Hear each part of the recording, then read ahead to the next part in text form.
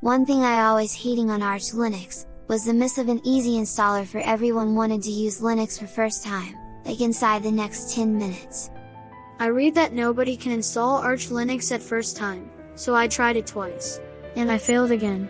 Don't you worry Chino-san, because Arch Linux developers now made it easy for you. All you need is a little bit of training. Go Chino, go! You can do this!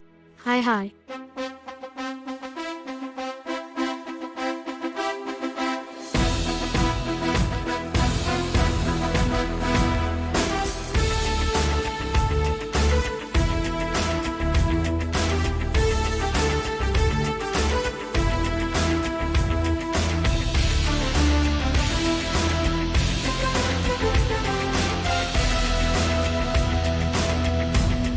I don't see how all those are necessary for installing Arch Linux.